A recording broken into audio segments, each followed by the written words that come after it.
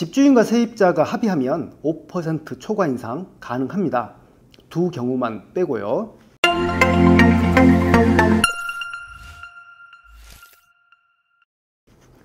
주택임대차, 즉 전세 월세죠. 계약하고 집주인과 세입자는 임대차 계약을 변경하거나 갱신할 일이 생기는데요. 즉 임대료 증감입니다. 또 재계약이죠. 이때 꼭 알아야 할 사항 5가지가 있습니다. 첫 번째, 주택임대차보호법의 임대료 증액 상한요율 5%는 보증금과 월세 동시에 적용할 수 있다입니다. 예를 들어 보증금 1억 원에 월세 100만 원이라면 집주인은 재계약할 때 보증금은 1억 원에서 500만 원으로 그리고 월세는 100만 원에서 105만 원으로 올려달라고 요청할 수 있습니다. 두 번째, 세입자가 동의하지 않으면 집주인은 임대료를 인상할 수 없습니다. 세입자 동의 필수죠. 법에서 정한 5%는 인상할 때 상한선이지 집주인이 임의로 인상할 수 있는 범위가 아닙니다. 임대료는 집주인이 올릴 수 있다 없다 라는 개념이 아니고 단지 집주인은 5% 이내에서 인상을 요구할 수 있다입니다. 따라서 세입자가 동의하면 인상이 되고 세입자가 동의하지 않으면 인상할 수 없다라고 생각하면 좋을 것 같습니다. 집주인은 5%든지 그 이하든지 세입자가 거부함에도 불구하고 꼭 인상하고자 한다면 임대료 증액 청구 소송을 제기해서 승소하는 길밖에 없습니다. 한편 임대료 인상과 별개로 임대차 기간이 끝나면서 세입자가 계약 갱신 요구권이 없는 상태라면 집주인은 세입자를 내보낼 수 있습니다. 세 번째, 최초로 계약하거나 임대료 인상이 있은 후에 최소 1년이 경과하고 난 후에야 또 인상할 수 있습니다. 2년으로 계약한 후에 집주인은 1년만 지났을 때도 인상 요구해도 법에 저촉된 것은 아닙니다. 3년으로 계약한 후에 집주인은 1년마다 인상 요구할 수 있고요. 물론 세입자가 동의하지 않으면 인상될 수 없습니다. 네 번째, 보증금을 증액하면 세입자는 새 계약서를 작성하고 확정일자를 받아야 합니다.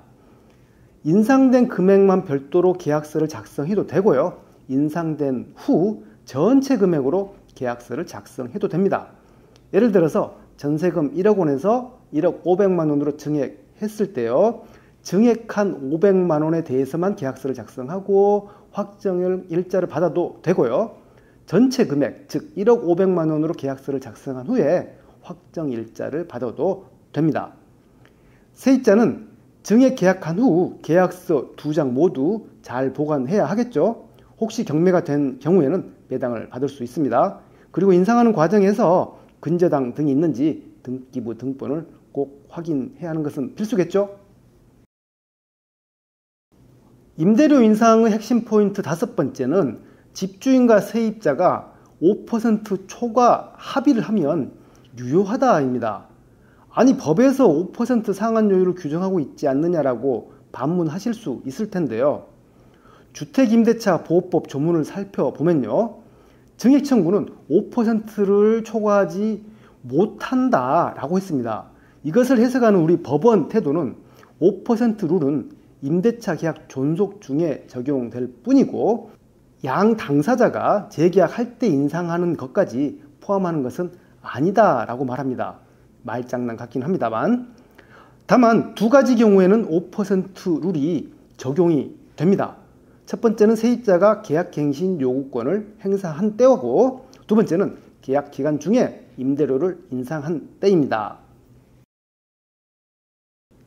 주택임대차에서 세입자가 1회로 한정된 계약갱신 요구권을 행사할 경우에는 집주인과 세입자가 합의로 5% 초과 인상했어도 무효입니다. 이때 세입자는 5% 초과 지급한 금액을 반환 청구할 수도 있고요. 계약 기간 중에 5% 초과 인상했다면 세입자는 초과 지급한 금액을 반환할 수 있습니다. 무효이기 때문에요. 예를 들어 2년으로 계약한 후에 1년만 지났을 때 보증금 1억 원, 월세 100만 원이던 것을 1억 5천만 원에 120만 원으로 인상했다면요. 5% 초과 지급한 금액, 즉 보증금은 4,500만 원이죠. 그 금액과 그에 대한 이자, 월세는 15만 원을 더 지급했죠. 그에 대한 횟수를 감안해서 청구할 수 있습니다. 주택임대차 보호법은 이 법에 위반된 약정으로서 임차인에게 불리한 것은 효력이 없다라고 하고 있고, 임차인이 5%를 초과하여 차임을 지급한 경우에는 초과 지급한 금액을 반환 청구할 수 있다라고 규정하고 있기 때문입니다. 네, 오늘은 주택임대차 전월세 계약에서 임대료 인상에 대해서 살펴봤습니다. 감사합니다.